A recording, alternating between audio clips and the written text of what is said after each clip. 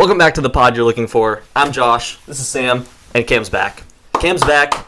We got to see Wicked last night. Oh, buddy. A lot to say. A lot to get off our chests. Wow. Again, as per usual, none of us have said anything to each other, right? Not a thing. It's silence. It's hard enough when you and I see stuff and we don't talk to each other. It's hard when it's like everybody that we would speak to in one room and we can't say anything. It was kind of funny last night where we all were going, and we had a group of people there, and so every time we were going around, it was you had to go off into a separate place to be able to say this is actually what I thought of it to everyone else, and then you could come back and circle back. Oh yeah. So usually you and I, you guys know the gist. Usually you and I say our scores at the same time, and then we dive into it. But we feel like the more people, it's going to sound like sound soup. So we've elected to do one by one. I imagine we'll probably start at the table and go around here. Yeah. I don't know who we want to start with. Start. You serious? Yeah, then we'll go Cam. I'm a yapper. I'm a yapper. I feel like just give a quick score. Just give a quick score, and then we'll go back. Okay. Yeah. Okay. Right. Our scores of Wicked for Good. 3, 2, 1. A perfect 10. You're not serious. Give it. 7.1. Okay, I like that. 7.5 is where I'm going. Wow. This is the inaugural, the first of its 10? kind. The first 10 out of 10. The first 10 out of 10 in the pod you're looking for history. We're stamping it. We're moving forward. This is the first perfect 10. So it's our job the rest of this podcast to convince him to get it down to at least a 9. Okay. 10. What are we talking about? Wicked for Good is a perfect 10. So, where do we begin with that? I don't know what to say to that. How do we begin to tear this movie down? Right? I liked it too. I'm glad with your rating. Okay, let's start with the bad. Go for it. So, are you going to do the reverse of the bit from last week? Let's start with the bad. First 10 on the podcast. Wow. For Wicked for Good. Okay. Yeah. Are we jumping into spoilers and everything too, just right off the bat, or do you want to say? We'll try and go around it. You know what? It just came out. The movie is an adaptation of a play that's been out for 35 years. So honestly, I would say this is an exception. I would say yes immediately. If you're watching us talk about it, we are assuming you are fine hearing about spoilers for Wicked for Good. Okay. I say we just go into spoilers. All right. So this is your first and final spoiler. I tried to help you out. This is your first and final spoiler warning. Okay. If you don't want the perfect 10 masterpiece spoiled for you, click off and come back. Go for it. Start with the bad. The bad. I think. What do you think? You go. So I compared a lot of it to the first part, and I think that one thing that stuck out to me was the music wasn't as good. Not even that it was bad. I think that there's just more showy, showstopper, musical numbers in it, and in the second one, it's more just personal, single characters singing it. And I also really liked the choreography in the first movie a lot, but I felt like a lot of the music and the choreography in this was lacking. All the songs, it was kind of just okay, here's Elphaba, she's singing, and now here's Glinda, she's singing, by themselves. So I didn't love it as much from that perspective, but it's still good. I mean, as good as a musical can be. Not a big musical person, but right. I don't know. Yeah. Wow. I opened Letterboxd just because I wanted to make sure I had the actors right, and I just saw you have your 5-star review. That's insane. That's disgusting. That is freaking insane. I felt like the biggest thing I was annoyed about from the first one to the second one was the use of the side characters and side plots. I felt like the movie didn't know what to do when Elphaba and Glinda weren't on screen. And I felt like the whole movie was just us rushing to try and get to those moments. And in those moments, you really feel it. You really feel the chemistry and connection. And there's something that's intangibly there that you're I don't know. For some reason, I'm just fully sold on this. Even aside from the stuff we know in public, I think there was something there that I felt concretely wow, okay, that's special. However, things like Michelle Yeoh, she seemed like she was so disinterested the whole time. She was really bad. I think that I feel like there's people that could have played that character better. Agreed. Yeah. But did you not feel like there was a little bit of something there where it felt like she was just kind of not really trying? I felt that way. I feel like she's a really good actress, but she didn't. I mean, I just watched Shang-Chi again this week, which we'll talk about later. But she does a really good job in that movie as that character. But here, it's interesting with the performances because I think that Cynthia Erivo and Ariana Grande are both doing really good jobs, and it's very it's an adaptation of a theater musical, so it's very hammy, it's very dramatic. Right. And then Michelle Yeoh is just stale. She's dry. She's very She was. boring. Sure. And they doesn't didn't even deliver get into her connection with all of this. Yeah. Why is she... It's like, why is she just a generational hater for, like, no reason, Yes. it feels like. She's solely at the school, and then she'll, like, kind of come... She'll, like, occasionally leave and whatever. This time, she's not even over there. She's just solely in... she's just locked into the Emerald City. Emerald City, yeah. Right. There's no exploring what happens with her and Jeff Goldblum at all. Sure. Not really much at all. Sure. She's just kind of there to be like a slight antagonist. Mm-hmm. I don't know.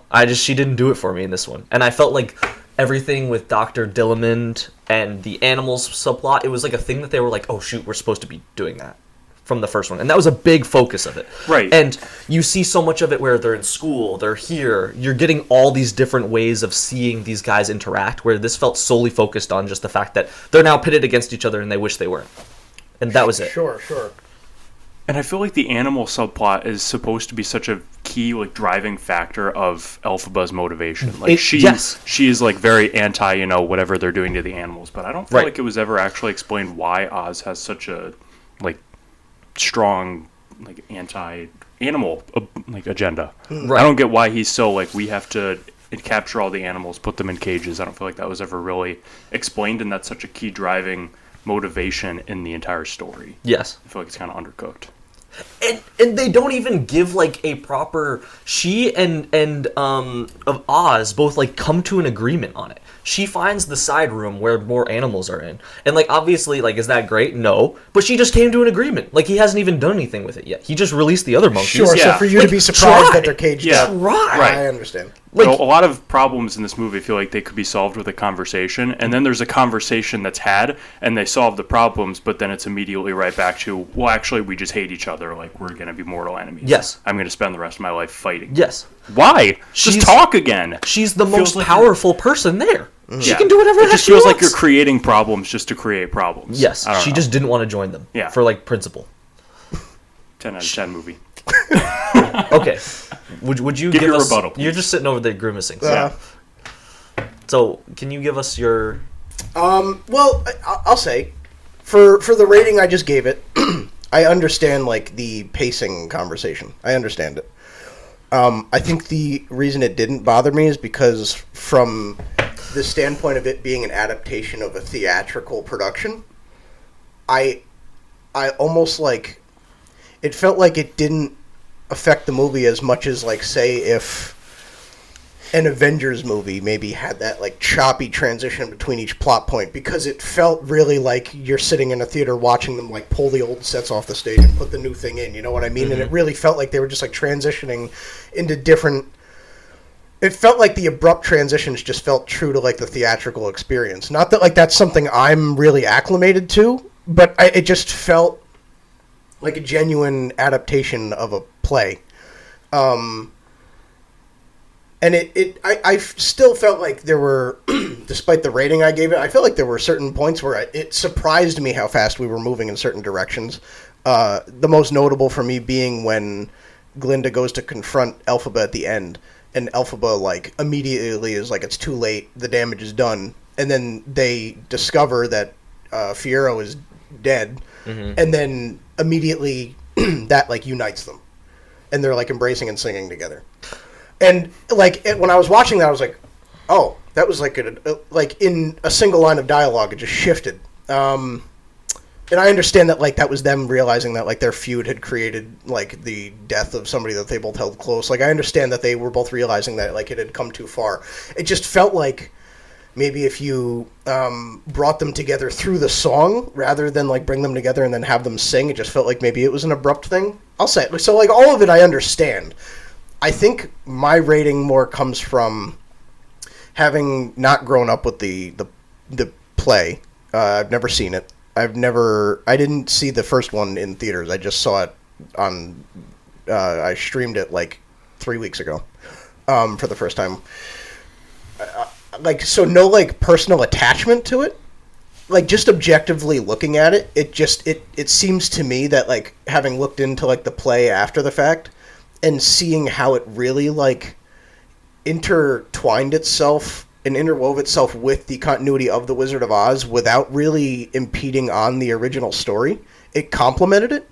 It felt to me kind of like if it adapted the play perfectly. As much as I've heard that like the first act people love and the second one people have been torn on for 30 years, like I obviously that discourse has been out there forever. People just don't like the second act as much as the first because of all the decisions they make with the characters. I'd heard that too. Yeah. It felt to me just like despite all that, like they adapted the play as well as they could, like as perfectly as they could. I think despite your gripes with the movie, I don't like any gripe you have with the movie would be similarly applied to the play. Like there's nothing wrong with the movie that the play does better. Like it's just a perfect adaptation. So in my mind, it's like I don't like. It's just they like set out to adapt the play. They did it to perfection, even if the story kind of is controversial with certain people. And I also just feel like it's the perfect complement to The Wizard of Oz. And so in that regard, like it feels like it adds to a classic without taking anything away from the original. And it feels like it adapts the play perfectly without taking anything away from the play. And you can still go back and see that on Broadway and enjoy that just as much. You can rewatch the movies I agree with that. together. I also feel like this movie, despite any flaws you might have with this movie, it elevates the first one. I feel like Totally. like you guys were saying, even if it means that you guys don't like how they maybe didn't handle the musical numbers like as well in the second one, that just elevates the first one because of how well they did it there. The emotional highs maybe of the first one are higher because of this. Like, so it only serves to elevate the things that came before. Like, I can't think of a specific thing that was so bad about it that it like brings it down, because even its weaknesses still service the first one.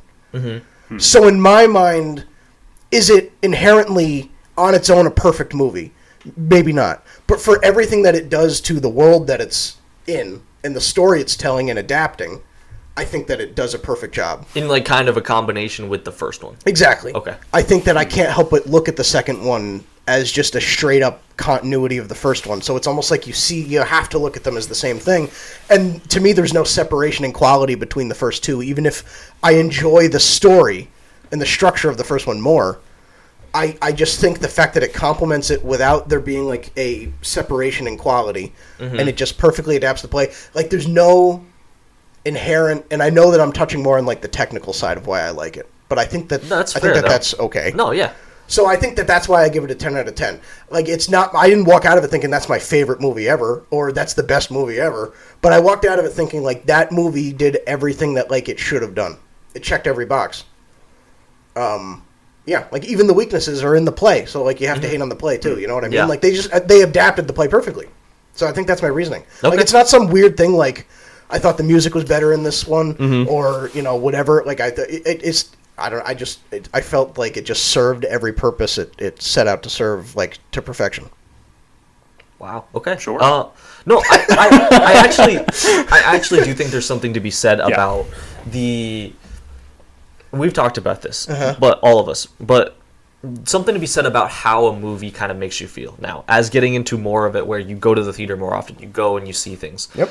Oftentimes, you just feel kind of not cold after, but it was the movie. And I do think if it it does something important. Sponsored by... Yeah, a little Wicked. This episode's sponsored... What is that? What cereal is that? This would be... episode's sponsored by Kix. Yeah, what Glinda is that? Goodberry cereal. Oh. Is that what's the actual brand on that? It's a nice old General Mills cereal. General Mills? Okay. Sorry for the noise. Sure. Yeah, I might need another it's got, Rice like, Krispie. sprinkles We're doing a Wicked mukbang today. Can I just tell you We picked the worst sounding food on a mic.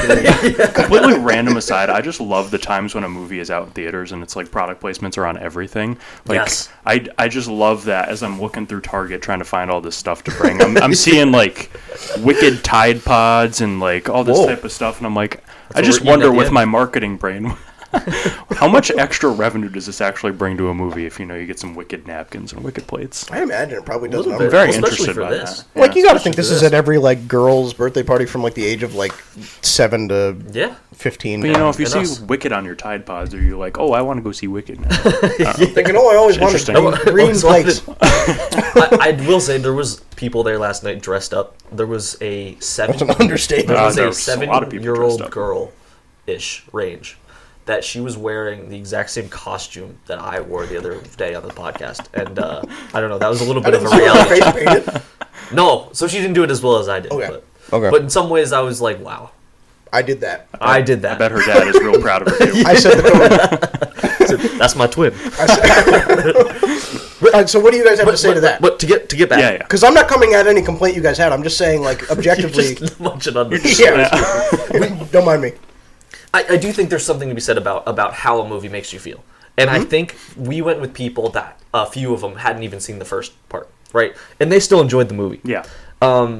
And I do think had they experienced the first movie, a lot of this would be heightened. The relationship that they show on screen, which is obviously the main part of the movie, but like every time that's happening on screen, it's very contagious. And you do feel like very connected to it.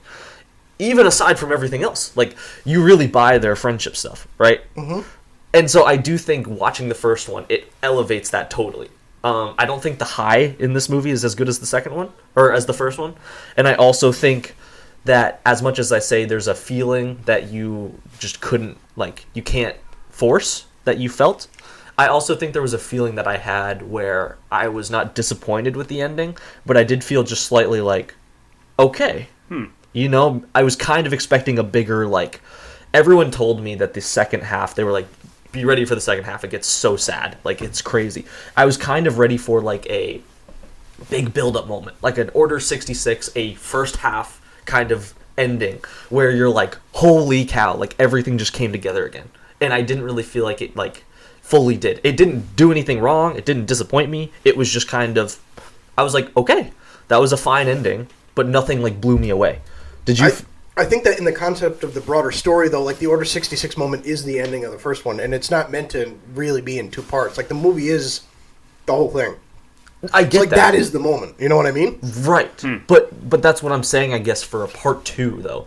When you do a 2 hour and 45 minute movie first, and then a 2 hour one as the second one, you're expecting, if it's a part two, for it to kind of crescendo into something. Yeah. And I felt like it was just kind of what you expected, which I guess is fine. Mm-hmm. But as someone who didn't even see the musical, like, I was just like, okay, so this is just how it's going to go. And it was like, that's pretty much it. It is kind of tough because I think that like defying gravity part in the first movie is like the climax of the whole show. So it's kind of like, all right, you've had all this build up, and now, you know, all of Oz hates not Glenda, Elphaba and everything now, and it's like, where do you take a second movie? Like, everybody hates her after the first movie, everybody still hates her after the second movie. Like, it doesn't feel like there's a lot of, like, just build up or growth or anything like you're saying. There's no, like, ultimate final, like, showdown or anything. Yes. Like, it's just like, all right, well, we've already had the climax, and now we're just kind of like, yeah, and you don't even get to properly see it on screen. Like, I like the way they did it. Yeah. Don't get me wrong. I like everything that they did. It just, as far as a movie goes, it's like, if you don't watch the first one with it, it feels a little underwhelming. I just don't know. Like, I feel like that wasn't my experience with it. I feel like I went in still feeling that maybe, and again, maybe it's because I had just seen the first one like a couple weeks ago, but I feel like I went in still on the emotional high of the ending of the first one, and I feel like that just, like, carried all the way through. I do feel like these are supposed to be viewed as one whole movie. Kind of like how Dune, I haven't seen the second one yet, but it's Dune 1 and 2, they're one movie. If you view them as one movie, it's a lot better. It's not that weird break in the middle. And I feel like this is the same type of thing where it should be viewed as you watch Wicked, then you watch Wicked for good, and it's all one big show, and it flows very well together. I think that's how I feel. Like, how you're saying, like, you like, obviously that you rewatched Dune and you like it now. But, like, the first time, how you had been saying you felt that it was a little slower, and Cam and I were saying, like, it elevates from the context of, like, having seen the second one. I feel like it's the reverse for me. Like, for people saying, like, the second Wicked is slower, to me it feels like I can't help but think of one without thinking of the other now, and it just feels like one conclusive story, like, complete experience. And I feel like I can't separate them now, because it just is one story. Like, it just happened to be split into two parts because they wanted to let it breathe. You know what I mean? But it is one story, and when it's all together, it's awesome. Like, it's really seriously good. And I haven't seen Dune Part 2, but I imagine it's probably a bigger crescendo in some ways than the first one. 100%. Like, and I think that's the issue I would have, is that I don't think you can have the bigger moment happen in Part 1, and then have Part 2 feel like it's kind of just like... And it felt like a little bit, like the very beginning, it's like it felt very fast-paced, and then all of a sudden it would slow down, and we'd have a 20-minute, feel like, conversation about something. And then all of a sudden it would jump, and then we'd slow down again and jump. And it was just kind of like, I felt like it was like, okay, are we going to, like, finally accelerate? are. Well, can I ask if you add in what happens in the actual Wizard of Oz to the story of Wicked, and you think of all the places maybe where Wicked doesn't they tell, they don't show. Like, do you feel that maybe filling in the blanks, where you feel like it gets choppy? Do you feel like that elevates it or changes anything? Like, I understand we're supposed to be judging it based off of just Wicked, but if you fill in the blanks in Wicked that feel choppy with the context of the Wizard of Oz, which is they clearly make those distinctions, like, we're cutting it here because you already see what happens in the Wizard of Oz. Like, does that change anything? I know maybe that's an exception, but, like, does that change anything? Because to me, I don't know. I just felt like we all grew up on the Wizard of Oz. We've all seen it. Like, so I feel like whenever it cut, it didn't bother me because I'm like, oh, that's creative. Because I like that they showed Dorothy and Toto walking up the field, or walking up the Yellow Brick Road, and it shows Glinda waving, because you already see what happens. Mm-hmm. You know what I mean? Yeah. And you see the creation of the Scarecrow, and you see the creation of the Tin Man, and you don't have to see them, like, wander the Yellow Brick Road and then have Dorothy find them. Like, it's okay to just see them in the Emerald City confronting Oz, because you already, like, know you know what I'm saying? Like, to me, it didn't feel choppy because I'm watching it and I'm like, you connect the dots. And to me, it felt like a fun game. Like, trying to rack my brain and remember what happens in the original and fill in the missing pieces, you know? Totally agree. From that side of the things. From the story perspective, yeah. Yeah. I don't know, man. It feels like when you include The Wizard of Oz, it's just one conclusive story that just really feels kind of seamless. I don't know. It's so hard for me because I kind of went into Wicked thinking about, I think this is going to be a prequel. I didn't know anything about Wicked before watching the first and the second. I kind of thought it was a prequel that would lead into The Wizard of Oz, not knowing that it's like, okay, these events are happening simultaneous with the Wizard of Oz. And it's kind of hard for me to, like, put my brain around, the original 1939 movie and this movie happening congruently, because there's so much extra backstory here in Wicked for all the characters that doesn't make sense in the context of the original movie. Like, if you sit down and watch the 1939 movie, you're not going to think, oh, the Tin Man has a personal vendetta against the Wicked Witch. Right. That's not part of that original story. Well, it doesn't work, right? It's it totally different. Work at all. They're two entirely different movies, and I kind of have to just split the them idea off of as it. two different things entirely. Right. Yeah. On the other hand, though, like, suddenly things make sense. Like, why the Tin Man's emphasis on a heart is so important to him, and why the Scarecrow doesn't have a brain, because Elphaba didn't want him to feel pain when he was being tortured. Like, and I remember watching the first Wicked before For Good came out, and I'm thinking to myself, like, if Elphaba and Glinda were friends for a year or so before Elphaba went her own way, like, why, when she confronts Dorothy and Glinda in Munchkin Land in The Wizard of Oz, why is Glinda so, like, toxic toward Elphaba and says, like, you have no power here, get the heck out of here? And then you see, like, how it goes at Glinda's wedding, and you're like, oh, okay, so they're coming off the immediate high of Glinda realizing that Elphaba's, like, getting together with Fiero. Like, oh, okay, so she's just on, like, they just were feuding, like, moments before this. So it makes sense. I don't know, man. It feels like, as much maybe as there are things that, like, are called into question, I feel like there's extra context that, like, makes up for it, that in my head was just very creatively done. Very tastefully done. Like, it felt like, for the most part, I'm sure you could find a couple things, like you were saying, that are totally valid. It felt like it just contributed enough to the original story without totally stepping on it, that it just felt more creative than disrespectful. I fully agree. I think they separated it enough. Yeah, I agree. And I think that the original story is so, like, cut and dry. Like, it's, again, 1939, almost 100-year-old movie, and it's crazy that it's that good and, like, makes that much sense from that old of a movie. But it's very cut dry. It's like, girl arrives in Oz, travels along a path, gets there. I like how Wicked adds so much more to it, and it makes the characters so much more interesting and, like, further dives into the backstory and everything. I will say, just a personal thing, I think that it strays a little bit into that, like, Solo Star Wars story territory, where it's like, okay, we need to add a backstory to everything. Like, oh, we need to show, like, why Oz is, going into the balloon, we need to show, like, how the Tin Man, got his heart and everything. I think the Scarecrow one is the one that kind of irks me the most, because it's like, I don't know, it doesn't feel right in the context of the original that, like, the Scarecrow would behave like that in the same, like, way as Wicked. So I don't know, I think it dives a little bit too much into, like, that's the thing from the Wizard of Oz territory at times, but I think it's done pretty well And I think it does, just like you were saying, add to the original a lot more than it does anything bad to it. I liked the nods for the most part. I did too. I will say, to give you credit, I think the coward. If I had to pick one thing, like the Cowardly Lion thing, was like, oh, that's okay. Like it was. Yeah. I didn't, for some reason, when they set the cub free in the first one, I didn't make the connection. I didn't either, because it didn't even. I was like, oh, a lion, maybe some, but it's a baby, and I didn't know how far into the future. I didn't think they were going to connect it as much as they did when I first watched part one. Right, but I guess like as far as motivation goes, the fact that the Cowardly Lion like blamed Elphaba for setting him free. This was the only home I ever knew. Like, you were a cub, and then like you grew up seeing other animals in freedom, and like you don't see like the good thing that she did for you. Like, it kind of felt a little bit like you're still holding that over her head. Yeah. It felt a little bit like a forced motivation, maybe. Yeah. So I'll give you credit, but I just felt like for the most part the additions really felt seriously like fascinating to watch. There were moments where, and of course there's like reveals, and unfortunately I think that they shouldn't have done it this way, but when the movie was coming out, Wicked posted a couple like promotional posters, and they had like Fiero in like a cornfield. They had like Jonathan Bailey in a cornfield, and he was wearing like his outfit, and you're like, he looks exactly like the Scarecrow, and he's in a cornfield, and okay, I see. And then you have like Bach or whatever, the guy who plays Bach, and he's wearing the thing with the heart lapel or whatever, and you're like, oh, okay, so he's the Tin Man. And like, you're making these connections, and I like, it would have been cool to kind of come, as somebody who didn't have the context, to like come to those realizations like in the very moment, not have suspicions going in. But yeah, I don't know, man. I felt like for the most part all the additions were very tastefully done, and I don't know, like, this movie is not in my like Letterboxd top 100 going forward, but I just feel like for what the movie was trying to do, it did it perfectly, and so I don't see flaws with it. Okay.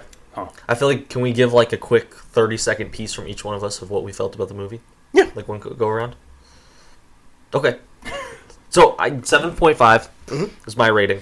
I think it balances well off the first one. The connection between Elphaba and Glinda is contagious. Love that. I think it has its moments. I think every time they're on screen together, you really feel that. There's like something there. I think some of the side characters and subplots were kind of left a little undone. I feel like they could have done more to kind of elevate some of the things that were so emphasized in the first one. But I think at the end of the day, I felt happy with the ending. And I felt like I enjoyed myself through it. And I liked the nods they did to Wizard of Oz. And I like it overall. So the knocks are just kind of from pacing. Obviously, like the set design and everything there, it was great. And I really enjoyed things like when he goes into the balloon, I was like, yeah. Okay. That's the thing. Yeah, that's the thing. That's the thing for the I enjoyed movie. that. So that's kind of just all tied in. So anyway. Yeah, I was 7.2. Had a good time with it. I feel like I knocked Josh a lot for saying that theater experiences impact his scores so much, but this is a total case where I'm like, okay, if I had sat down and watched this by myself, on my iPad or whatever, I would not have enjoyed it nearly as much as going to a packed theater, seeing it with our whole group of friends and everything, and just having a good time.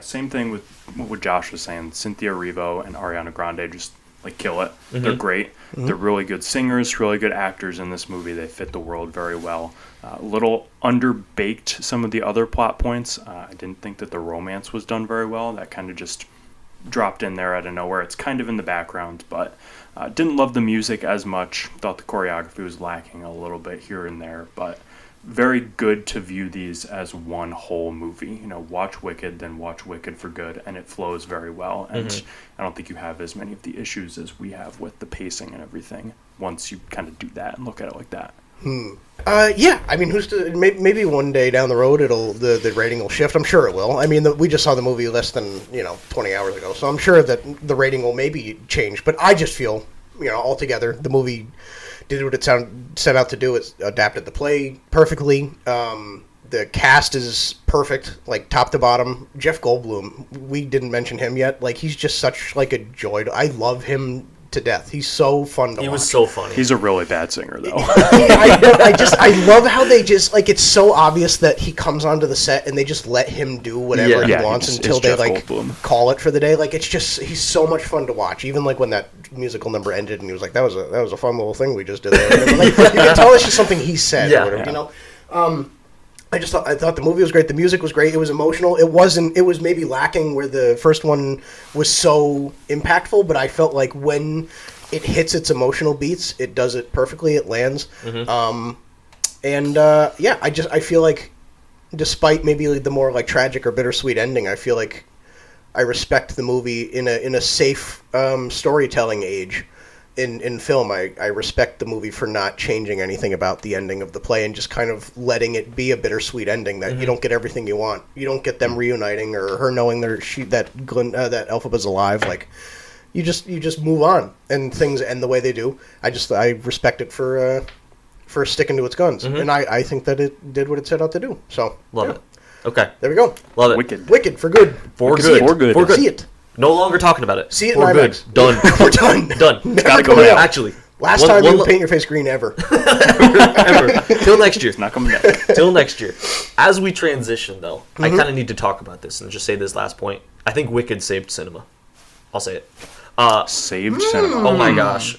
I have not seen the theater as hopping as it was last night. As I've seen this. Even Superman, I probably haven't seen it this hopping since Spider-Verse. Spider-Verse, yeah, probably. So was that 2 years now? Almost 3. Yeah. Dude, what was going on? We walked into the theater a little late.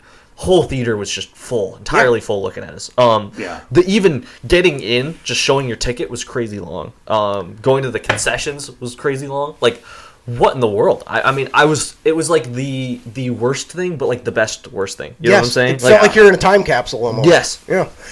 And I think that for all of the ragging on theater people that the general public does, I will say one thing that the theater audience does very well is they kind of reserve their reactions until the movie ends. Like, there's not chaos. I was impressed with that, There's not chaos within the movie. It's like once it's done, they applaud. And I know that's a thing in the theater. It's like you don't really cause a stir so that you don't disrupt the actors until the play is over, and then you clap. Yes. And I felt like that was modeled in our theater, and I think that audiences could learn a ton from that, because I think as much as we all love superhero movies, I think that the audience that we're generally a part of has been conditioned to treat it like we're at a theme park, and. I think that in those types of movies it works perfectly, but you've seen it bleed into other things, where we're in Tron Ares and people are just talking. Yeah, I know. Yeah. We were too, so I mean, that's true. Everyone was talking towards the end. All 5 of us were talking a lot. So yeah, but you know what I'm saying though? I feel like it was like you were saying. It was like a reset of the movie theater experience. Yes, I love energy and stuff. I do. I always love that. I wish it was just cut a little shorter. It drives me nuts because usually they'll put a little spot for it in these movies where it's you get your 1 second of cheering. It's almost like people need to cheer and then immedially stop it. I love getting hype at that. But I remember specifically most recently when Blade came on screen and Deadpool and Wolverine, that was awesome. and everyone cheers, but then they start Ryan Reynolds says his next line and you couldn't hear what he said, and I was like, okay, all right, let's. Well, so and then you see the effects of that in No Way Home when Andrew Garfield pops in and he takes off his mask, and in the movie going back and rewatching it. Yeah, they pause it. He just is sitting there. They're it's kind of awkward to watch it to let by this yourself in your exactly. And the director was like, we did that so that the audience would have time to react. And but come on. Let me say, it's not weird to watch it by yourself, because every time I see that part, I still stand up and start clapping. Every time. Okay. Fair. I'm glad you said that, though, both of you, because that's a really good point, and I hope it stays that way. I think it was, in the same way Top Gun was the ushering back in of the cinephiles. I feel like this brought back in the general audiences. It's doing really good at the box office too. Yeah, it's got a bigger opening than I think any superhero movie this year. So yeah, yep. I'm not surprised. We by might that be. At all. No, you guys might need to rebrand as a theater movie channel. Hey, we could do it. Depending on how this episode goes, we might. Will you wear something next time? Will you dress as the Scarecrow for us, or? I might. Yeah. Get a Glinda costume. Oh boy. Okay. Let's move into some galactic transmissions. Yes, and I would like to start a little bit here, just so that we can get, now that you're on. It's going to be a busy week for us with Wicked, but we've also got the biggest thing coming to cinema. Stranger Things will be here this week, Wednesday, Thursday? Thursday, I think, right? Thursday? It's Thanksgiving Day, whatever isn't the it? Thanksgiving Day. Whatever the 26th. I don't know when I'm going to dip out of Thanksgiving dinner and go sit in somebody's room and Do we watch know it. what time it comes out? I think they said it's later. It's 8 p.m. or something. Okay. On Thursday. Okay. All right. So, yeah, we had the first 5 minutes drop. We've had a lot of news come out. There's a lot of hype. There's a lot of whatever. A lot of rumors. Fortnite skins. Where? Most importantly, where are you at with it? And also, We have just a little mild gag gift to help you get ready. No. Yeah, we feel bad. You provided no. the food, you provided the drinks, Right. you provided the whiskey. You provided so We much. have the best character in all of Stranger Things. My man. Clap My it up man, for Will Will. Byers. Let's go. The best character in Stranger Things. Thank you, Will. Wow, thank you so much. Put that right. Don't sound too enthused. Right on the nightstand. Yeah, I'm trying to think of where I put this. Right on the nightstand, Do I bring this to facing the my? bed. Do I bring this to my office at work and have people think things about me that are not true, or do I put this in the gym room? And If you have the Wicked and then Will Byers too, I mean, you might start getting questions. Oh, that's asked. just I'll too say- much. I'll say it. thank you, We appreciate gotta it. treat you Appreciate it. right. We gotta treat you right. Treat you right. So where are you at with Stranger Things Oh, 5? I'm excited. Very excited. Very built. What is your experience with the overall experience with Stranger Things? So I remember, it's so weird to think about how long Stranger Things has been relevant, because I remember in middle school I was at a youth group, and we were doing like some series based around Stranger Things when that first season came out. And I didn't watch the first season. I didn't watch the first or second season until right before the third one came out, and that was a good way to do it, I feel like. Because 1 and 2, 1 is perfect. 1 is like perfect 10 out of 10 television. 2 takes a dip. 3 is also a bit of a dip. I love 3. 3, I think, is personally one of my favorites, but I think it's the worst in quality by far. Really? And then 4, like, shoots right back up. 4, I mean, just electric to think about when 4 came out, and all the things online about that. Hopper chopping off the Demogorgon's head with the sword. Oh, my the gosh. music. Oh, I did the same thing. I Eddie. started tuning in at season 3. Yeah.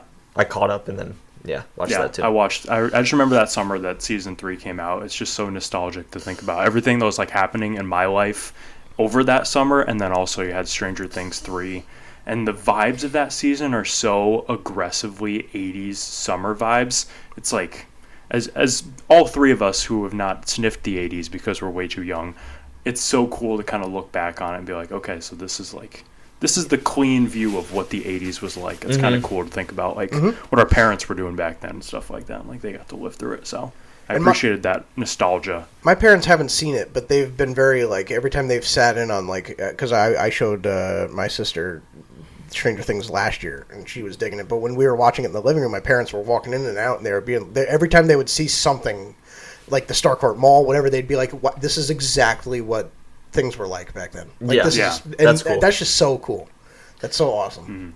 I've heard a lot of people that are a bit more critical on modern cinema that refer to Stranger Things as like the thing that like our generation has. And I don't know if I'd say it's like that crazy, but like, you know, it's cool that a lot of people see this as something that's so impactful. Right. Where were you at with the first 5 minutes? Did you get to check that out a little bit? I did get to check out the first 5 minutes, yeah.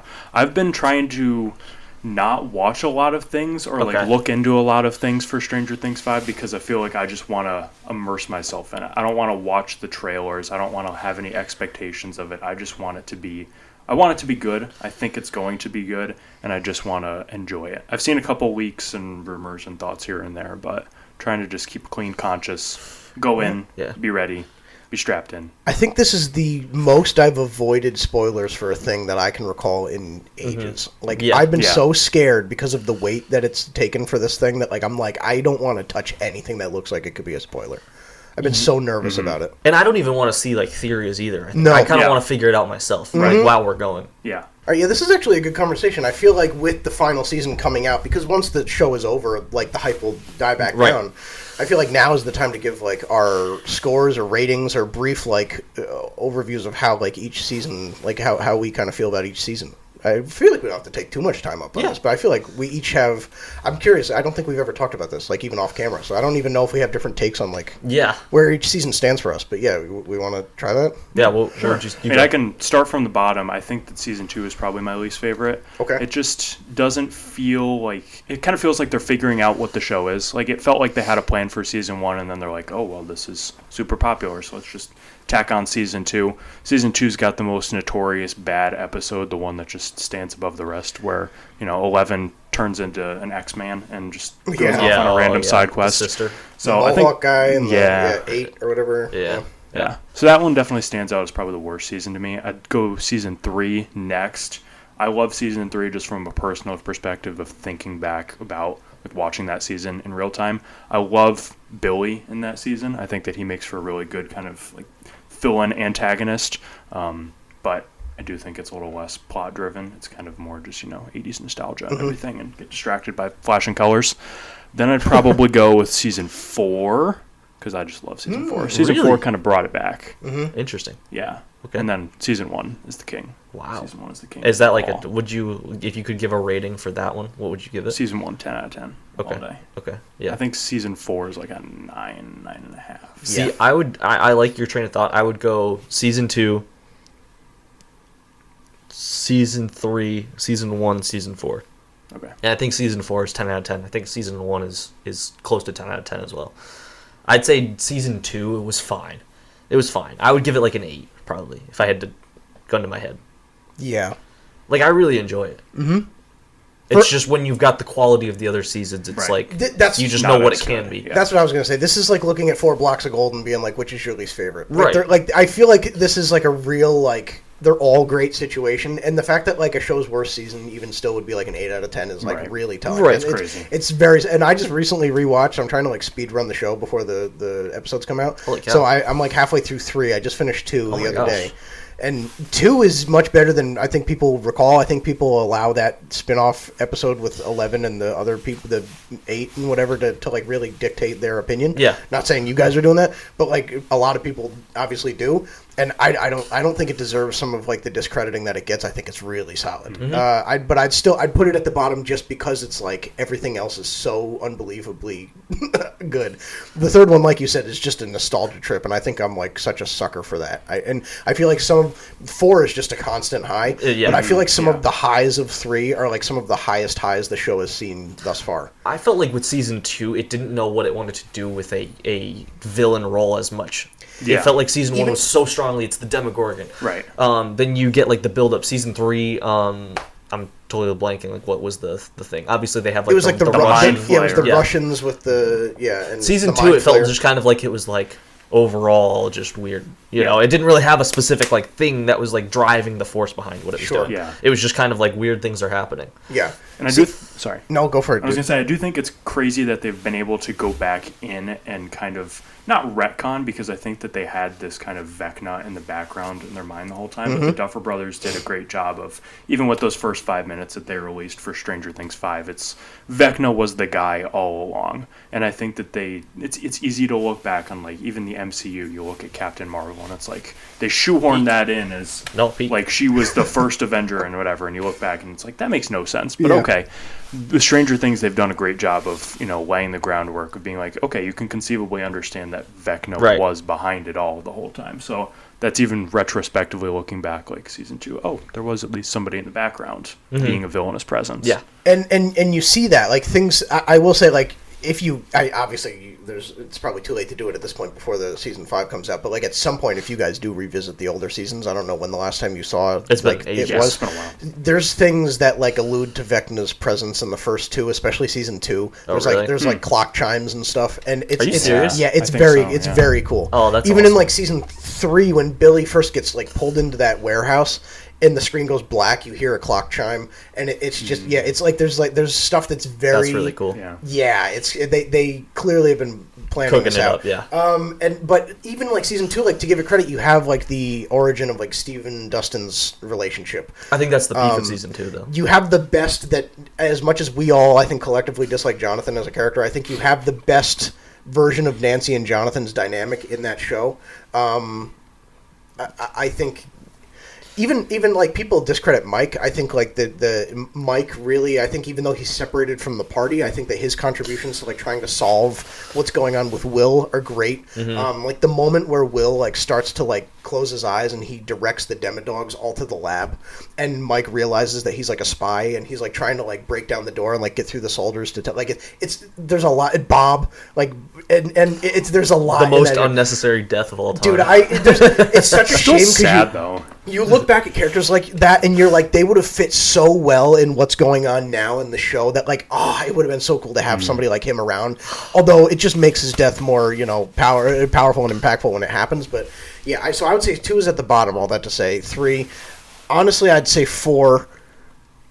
I'd say maybe I'd side with you, Josh. I'd say 1 is 1 and 4 are 10 out of 10s for me. 1 is just the grounded 80s classic. It sets it up. Yes, it's the perfect. beginning. Yeah. Nothing which is could be why better. You feel like it should be the number 1, but I just think in terms of quality, 4 is just it's I don't know. 4 is peak. just amazing, from the music choices to the storytelling beats and how everything transitions. We want to talk about transitions. How there's no like point where it transitions from California to Hawkins to Russia where it doesn't feel totally earned, and like it makes complete sense that we're just moving the story in these different directions. And when that way when they all come together at the end, it just feels the like emotional it's such beats a are payoff. just unbelievable. Yeah.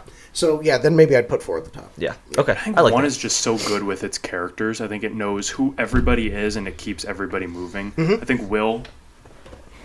my man Will Byers, he is the most clear cut. We had a plan for him in season 1. Who knows where we go from here? We'll just kind of figure it out, and they haven't really done that. I think that season 1 is really above all for me because it knows its characters.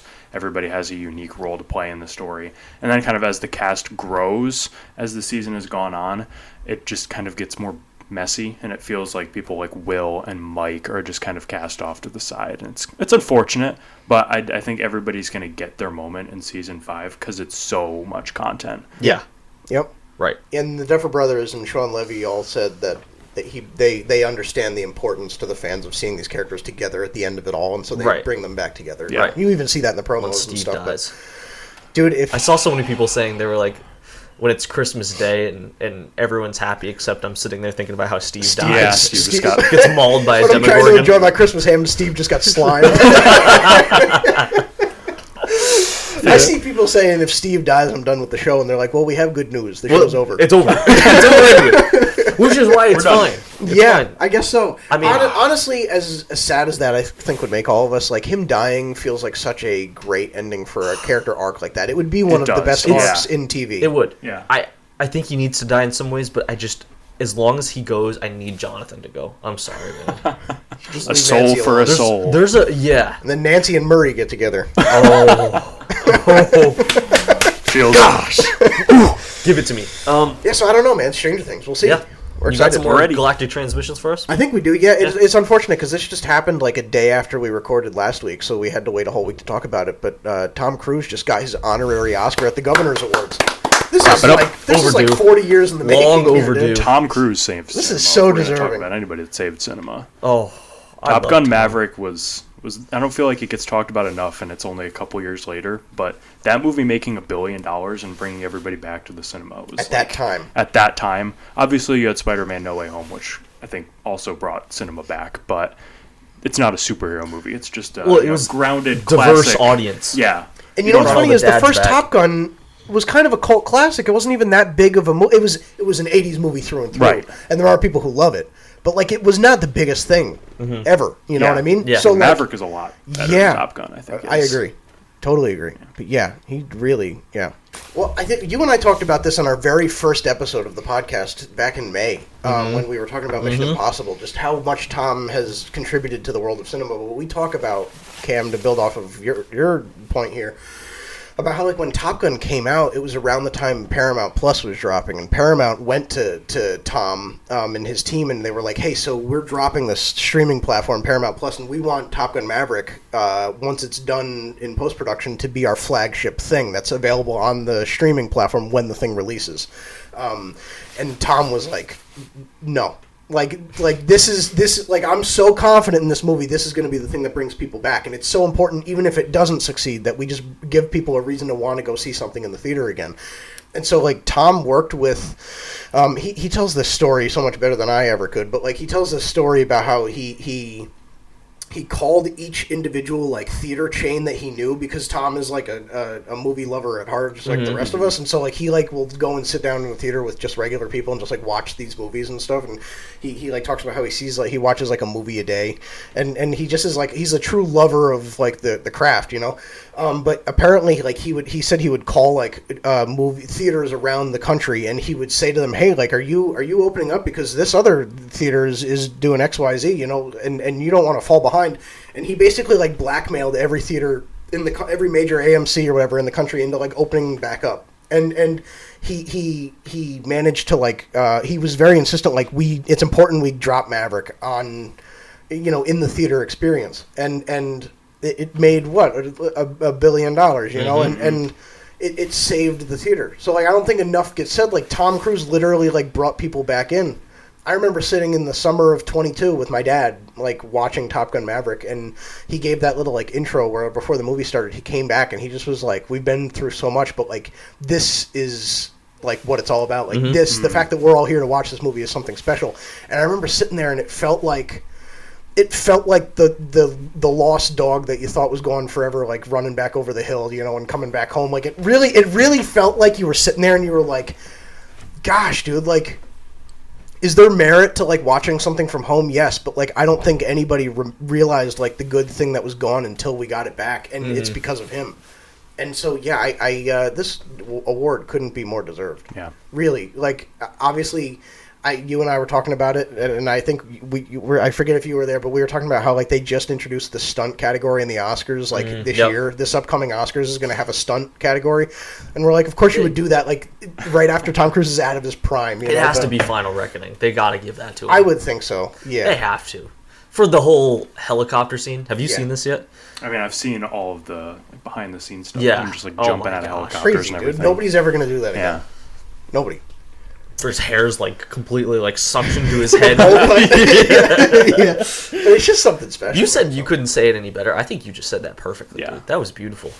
I don't know, man. It's just I know. I know. There's just some people that and say what you want about him, like in his personal life, and people have and people will. But like I just think his contributions strictly to this medium, this art form, are like second to none. And you can't not respect like his dedication to not just like the craft, but also like coming around people to try and like build up people around him to like be passionate as he is about movie making. And I just think that's so special. Like you hear stories about him in his personal life, but like I've never heard a person say a bad word about him when it comes to like his work, his line of work. He just sounds like a committed dude who loves what he does, and he loves telling stories. And I hope he lives to 110, so he can just keeps making movies. I hope he's hanging off Mission Impossible 12. I hope he's hanging off of the bow of the Titanic in the Titanic remake in 2060. But yeah, dude. So Tom Cruise, man, that's the GOAT. Sweet. Easily what the else GOAT. do we have? Anything else? We saw some images from the Moana live action. So we got a teaser trailer too. Yeah. Oh, right. Trailer. Yeah. It's bad. It's real rough. People were a bit up in arms because they cast this girl who like had like the same hair as Moana. She got like the curly hair, the wavy hair, and then like they straightened her hair in the movie. She just got like straight hair. And so people were like, you cast her for like her appearance to Moana, and then you took away the one thing that like brought like Do you think this does well? I'm kind of over the live action. I don't think it does. Is that? I do. I think if that this Lilo and is- Stitch did. Oh yeah, that's a good point. It's so weird because the Lilo and Stitch one did so good, and then Snow White also did so bad. So we're seeing these kind of polar opposites think for that the is? Disney live action Zegler. movies. It's Rachel Zegler. Yeah, it's because she just Okay. couldn't be quiet. Clipped and sent out to all Hello, platforms. TikTok. Hi, how we doing? Can I real quick? I know we got a bunch of other things to talk about. Yeah, man, you're good. Oh my gosh. The TikTok heard around the world this week. Not really, but us posting that Quidditch clip. Oh my gosh. I saw will some say, comments. Everybody, you need to see the TikTok comments. Oh my gosh. Everyone explained it to me and was acting like I was Mr. Idiot. And then they explained it out to me. And I feel like I am so validated in every single thing I say. It is the dumbest thing I've ever seen.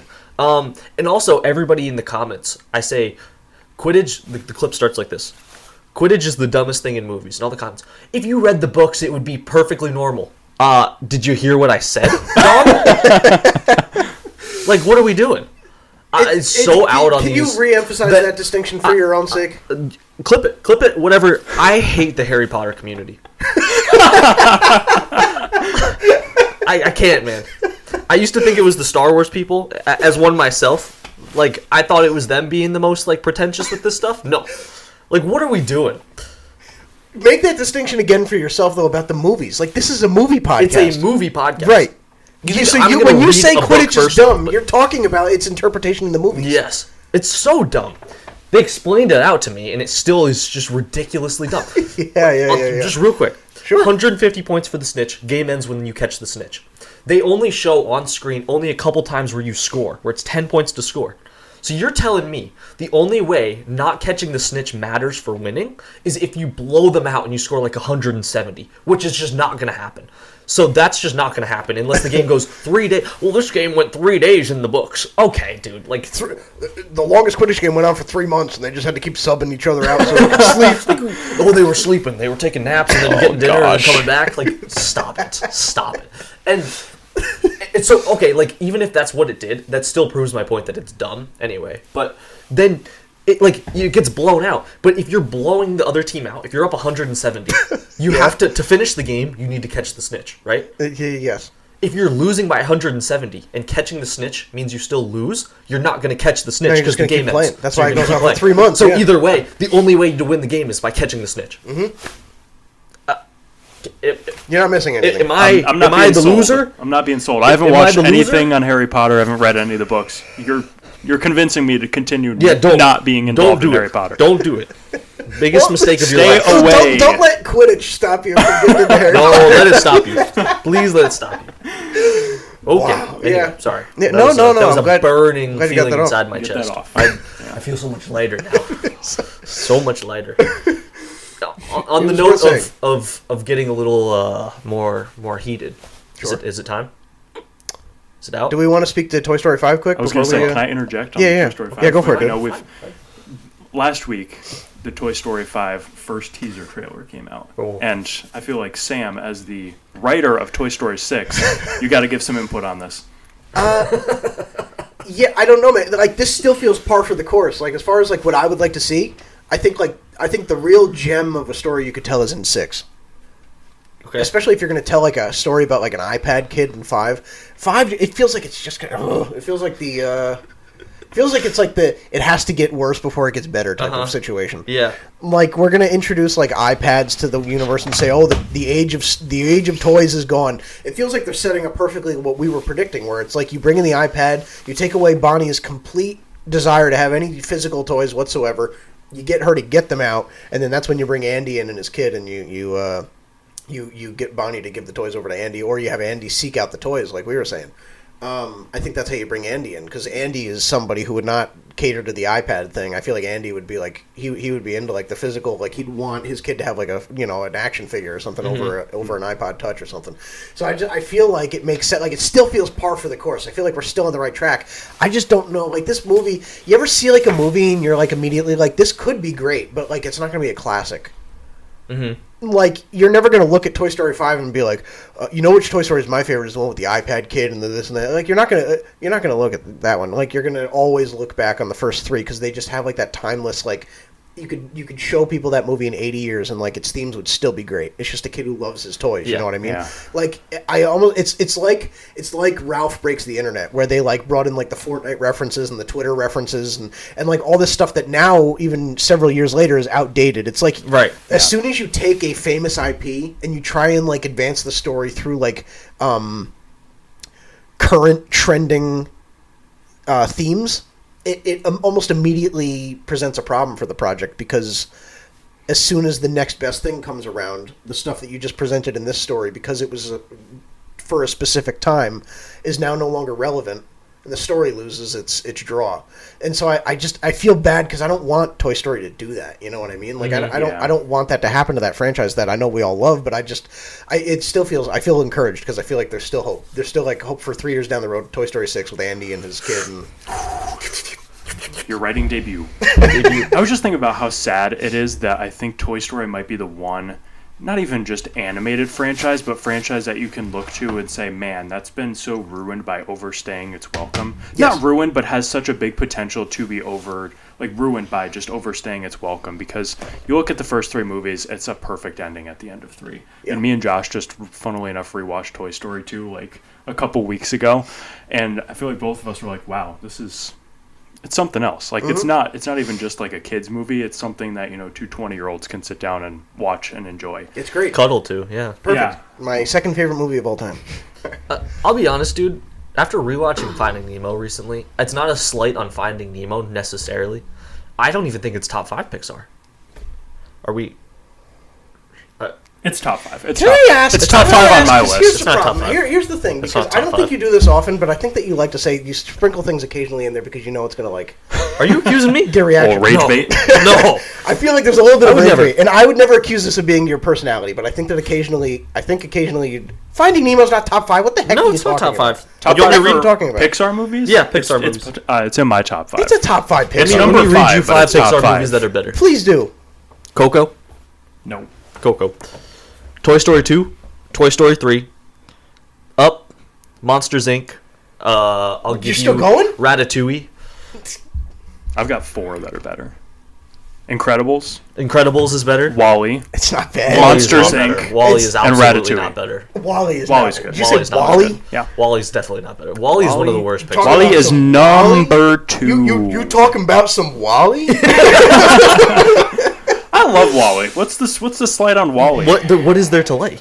What do you mean? What is there? Bunch of first- fat the people first in a 40 robot minutes that of doesn't The Wally first are- 40 movies, yeah, they're The incredible. first 40 minutes of Wally are incredible. It's an artistic story without words of like him wandering this wasteland. It's like a post-apocalyptic thing. Then you have the thing with Eve or Eva or it's Eva. Eve, yeah. Eve. And it's like a great like they like paint like a great. It's almost like a pseudo love story without a single word being spoken. And then you bring in Chris Christie and all of his fat friends up in space, and the story just devolves into the story just devolves That into is a nothingness. great callback. The story just devolves into nothing, dude. It just you bring in all the people in like the chairs because they can't stand up, but it's like, what are we doing, dude? It feels like not that I hate Up, but it feels like you have like the great first 10 minutes, you have the great ending that makes you cry both times. And then in the middle, you have them Absolutely hunting a doesn't. rare toucan in the middle of the woods with talking dogs and a freaking guy in a Oh, I blimp. thought you were talking about the other. I'm talking about Up. You know what I'm Yeah, saying? no, I agree with it Up. It feels like that's what Wally is. That's why Up has dropped. Actually, I totally agree. I don't think actually Nah. Up is not top 5 either. I'll say it. Well, Up is Wally top is 5 definitely for me. not top 5. Nemo. Let me get this off about Nemo, dude. Look at me. Take a look. Take a look. I think Nemo is nice. It's cute and all. It's got its like nice cute. beats. It's just kind of like a little bit of like a it just kind of annoys me a little bit some points throughout. But Like, why? which Dory just annoys the snot out of me. I know that's the point, but like she just does, and like all of the challenge of it's just thing to thing is just kind of boring to me. I wish I had the picture. Is that crazy? Was when I was like 5 years old. I had a birthday party that was themed around Nemo. I wish I had the picture really? of me as just a little child, wish I had that too. smiling and blowing out. That's worse than the Chris Christie. A lot of this is getting chopped. But man, I don't know. I love Nemo. I don't think it's top 5. Or no, it is top 5. It is top 5. I'm having a brain injury. you guys, I think, both actually just talked me down on Wally, though. I'm not gonna lie. Oh, good. Oh, live, nice. Good. live job of doing that. Good job. Would you? I just love it. It's a movie that I Whoa. watched. Let me just take this away. It's a movie that I watched What'd you as a see? kid that I loved. Why do you have? Whoa! Did you see? Why What did you do you see? Why do you have? What do you hate things so about this? low? What? Wait, what's low? Can you read your list out for us? Which one do you want me to Read the list critique out. right now? Read the list out for us, Pixar. Don't try and Let's just deflect. By the way, live we're coming back to you. We're coming back to you and your asinine take about Finding Nemo. I mean, what do you hate on here? Tell me. Well, can I read the list for people or no? Okay, Somebody so Toy Story 3 and 2 are way too low. What is that? What is that? Toy Story 3 and 2 top are 10. yeah, they're easily better Read it than in order, 1 to 10. Okay, I'll go 1 to 10. I'm gonna be honest. I'm having a real change of heart here because Wally's not as good Well, as see, I have but it dude, if you ranked. grew up with it, I'm just saying why I hate it. I know, but it's See, that's why I'm still gonna I'm gonna keep it the way it is right now. But Incredibles 1, that's non-negotiable for me. Okay. Wally 2, Monsters Inc. 3, Ratatouille 4, Finding Nemo 5, Up 6. Then I got Toy Story 3, 2, 1, and then here's my sleeper. A 10? Luca is at number 10. What in the heck? I actually can. I actually. I am the What? number I'm one not gonna say Luca stan in the world. Yeah, no, I think. I'm into this. I I'm love into that this actually movie. very Okay. much. Well, I get it. Like, it's not top 10 for me, but I get this, dude. Yeah. Luke is very good. So you got all that above Coco? We're just gonna Coco's 11. Coco? Coco's 11. Are we gonna I just just leave said Coco cocaine on the is side? 11. It's getting benched. Which is what I took before I made this list. Wally's not top 10. Wally's not top 10. For Wally is top I 10. think Ratatouille's top 7. It's not top 3 or Ratatoui's 4 or not 5 or whatever. Ratatouille You is could- so I could make Ratatouille a case for number 1 or 2. I could too. I'm movie with is them on so that. good. I'm with them on that. I think it's number 7 on my ranking. My sister might kill you for saying And that. your Pixar rankings, man. Yeah. Goodness Literally, gracious. you're acting like it's some crazy. Like I'm gonna have Bugs Life. Lord too. have mercy, Read my dude. list. Finding. Can we get back to your crap here? Finding Nemo it's your is crap, not a dude. top 10 thing, dude. What are you talking about? Like, what is wrong with Finding Nemo? Did Finding Nemo do something to you as a kid? Or something? Why do you hate it so much? Why do you feel like you're like taking your rage out? What is Let going me see. on? I'm pulling up your dang list. Where is? I feel like I'm on an island with no friends. I don't understand though, but like it's like the classic. It's like a father-son story, dude. It's a love story between a father and a son. It's like great. It's so good. It's so good. It's over like glorified because of how it's actually kind of annoying at some point. It's not the What? music. Nothing The that music. fun. The music is peak. There's nothing that crazy. the fun story about it. is perfectly It's like paced. it's sweet. Sure, it's sweet. I'm going to but have it's to just start not- moving it's a over to slug. this side of the table. I It's a don't know slug. if I can be over here with you. Look at this. Dude, it's okay. Let me read the setting list. it up like I'm putting out some nonsense. Go for it. Starting at 1. 1. You have Nemo. You have Toy Story 2. Mm-hmm. Toy Story 3. Monsters Inc. Up. Incredibles. Ratatouille. Inside Out. Coco. Inside Out. Monsters University. Monsters University. That's my hot take. That's my hot That's a good movie. I like that. take. It's a too. good movie. That's too high, but it's good. It's not heartfelt by any. Where's means. Turning Red? I think that might be the bottom. Turning Red's the last on That my one's at the list. bottom. Why is Cars not in the top 10? Cars is top 10. It's not Cars top is a 10. sleeper. Cars could is overtake not. Cars is Monsters top 10. University. Monsters University was. I have a special memory of that because I saw that with my grandma in theaters, and that's like a very special movie. You know what's the worst one? Soul. Oh my gosh. See here, I'm going to freaking stop hate you right Soul. there. Here, because- here come the hold on, Josh. hold on, hold Here on. come the Josh's racist Yeah, hold on, comments hold on. again. I'm going to protect you here because we've already gone down the Zendaya rabbit hole. Okay. And you said you didn't like Madame Morrible, who's played by an Asian woman. And I'm just saying we got to be careful. we're reaching. That is I'm just saying we crazy. got to be careful here. Tread lightly. That's crazy.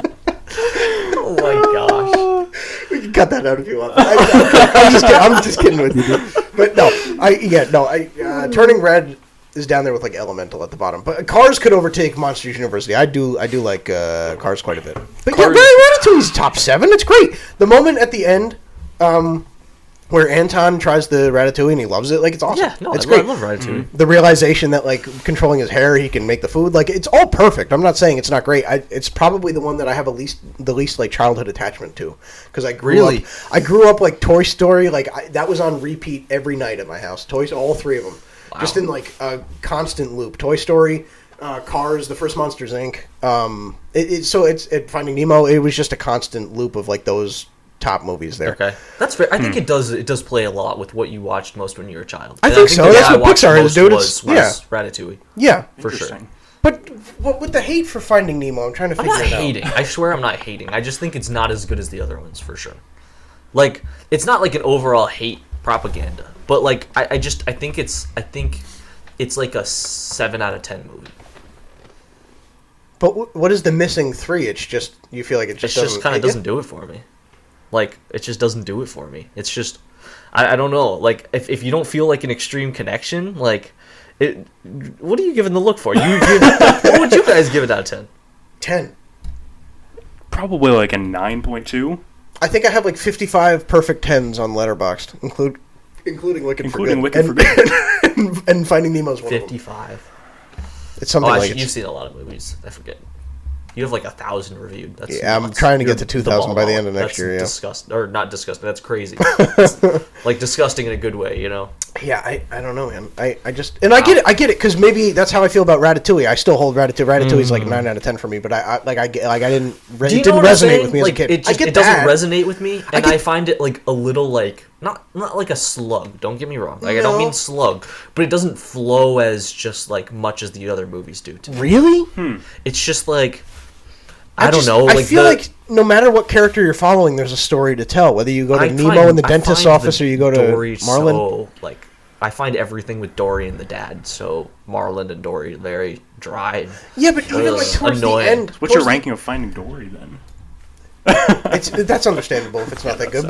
But like but even like in the moment where Dory confronts Marlon at the very end, and she's like I've never fit in. I'm paraphrasing. It's been a while since I've seen Finding Nemo, maybe like 2 or 3 years. But like she says, explain it. She says like I don't feel comfortable anywhere and with anyone, and I don't have anybody. But when I'm with you, I feel like I can be myself, or whatever she says. And you realize that her like constant yapping is not like her just being annoying. It's like she feels like Marlon's like the one person who sees her for who it's she sweet, is. but it's like as far as a movie goes, it's just a 7 out of 10.